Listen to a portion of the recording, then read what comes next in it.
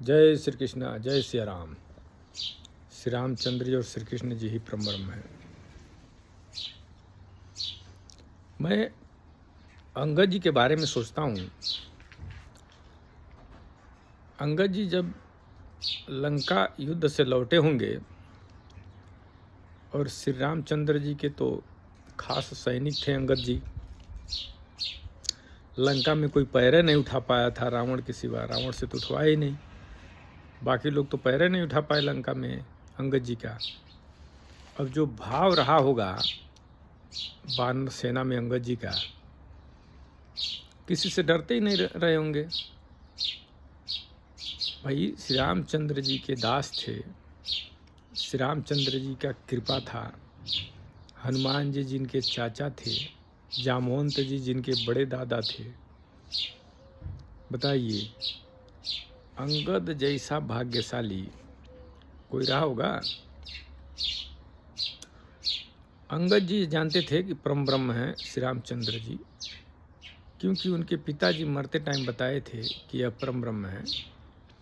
और अंगद जी ज्ञानी थे, भक्त थे भगवान के, जो उन्होंने अपने पिताजी के मरने का शोक नहीं किया। ज्ञानी थे, भक्त थे, इसलिए शोक नहीं किए। इंद्र के नाती थे, भाई देवता थे वो अंगद जी। अंगद जी को पूरा पता था कि जीवन मरण हानि लाभ क्या है। हनुमान जी के छत्र छाया में थे। हनुमान जी स्वयं रुद्र के अवतार थे। जामवंत जी ब्रह्मा जी के पनाती नाती थे। मानस पुत्र थे ब्रह्मा जी के जामवंत जी। 2 युग तक जिए थे। द्वापर में कृष्ण जी के हाथों उनका देहांत हुआ था। तो सारे देवता लोग थे, इसलिए उन्होंने अपने पिताजी के मरने का शोक नहीं किया अंगद जी ने।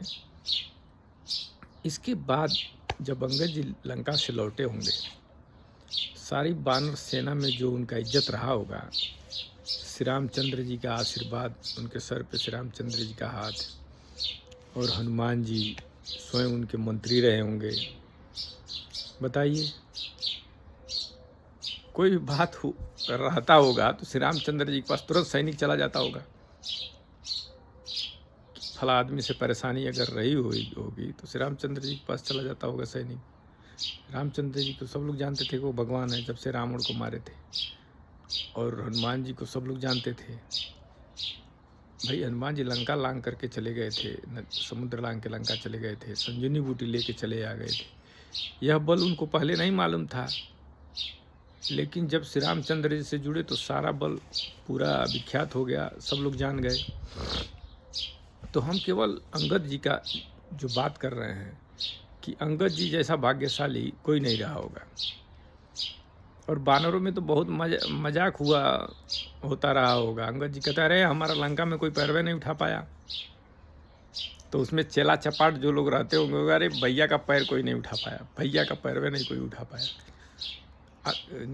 मेघनाथ नहीं उठा पाया, तो प्रहस्त नहीं उठा पाया। एक से एक वीरों का नाम लेकर के लोग अंगद जी को सर पे बिठाए होंगे।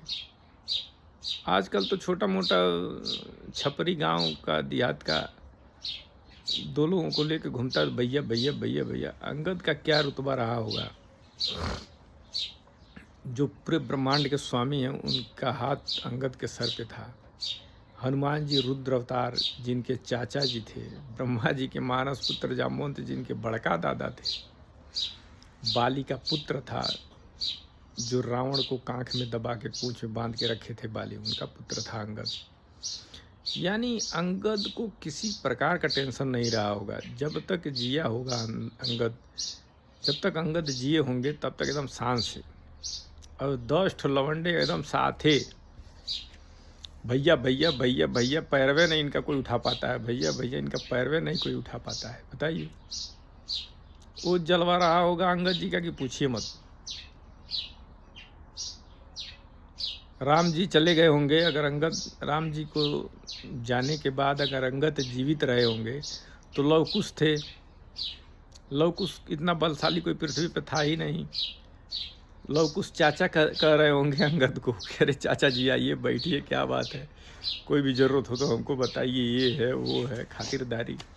बताइए, जिसका भतीजा लवकुश हो, उस अंगद जी का बताइए क्या रुतबा रहा होगा। जब तक अंगद जी जिए होंगे एकदम शान से जिए होंगे और राजा ही रहे होंगे। तो अगर अंगद जी जैसा भी सौभाग्य किसी का खुल जाए तो क्या कहना बताइए। रावण के दरबार में जा करके एकदम डंका बजा देना, कोई वीर उनका पैर हिला नहीं पाया। बताइए, ऐसी शख्सियत अंगद जी, श्री राम जी के दास, आज तक इतिहास में अंगद जी अमर हो गए। कितना अच्छा शख्सियत रहा होगा अंगद जी का। 10 ठो लवंडे एकदम साथे घूमते रहे होंगे, भैया भैया भैया भैया। क्या रुतबा रहा होगा। अंगद जी जहाँ जाते होंगे सब लोग उठ के खड़े हो जाते होंगे, अरे अंगद आ गए, अंगद आ गए, अंगद आ गए। बताइए, जिसके मंत्री हनुमान जी, खुद चाचा जामवंत जी बड़का दादा, इन दोनों वीरों से लड़ने वाला पृथ्वी कोई था ही नहीं।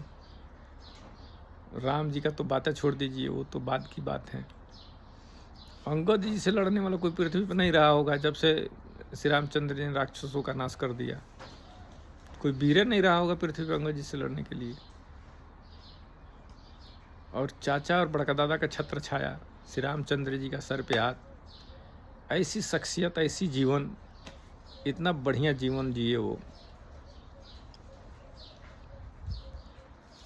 कि अब क्या बताया जाए। वह इतना बढ़िया जीवन इसीलिए जिए कि वह भगवान के दास थे। भगवान के द्वारा उनके पिताजी को मारा जाना, उनको ये पता था कि जीवन मरण लगा रहता है, भगवान यही दंड देते हैं, यही सब शाबाशी देते हैं, यही परम ब्रह्म है। हालांकि बाली जी ने कहा था अंगद को कि आज जो श्री रामचंद्र जी से मरते समय कहे थे, जो मुझको आज मिल रही है जो गति, वो गति फिर नहीं मिलेगी। और अंगद को समझा कर कहे थे कि यह भगवान है। तो ज्ञान जरूरी है। ज्ञान और भक्ति अगर हो जाए तो आदमी सुखी हो जाता है। जैसे अंगद जी, अगर वही दुर्व्यवहार करते, श्री रामचंद्र जी से दुश्मनी कर लेते तो जीवन नरक हो जाता। हालांकि भगवान का ही ये विधान है, सब मानव सृष्टि भगवान के हाथ में है।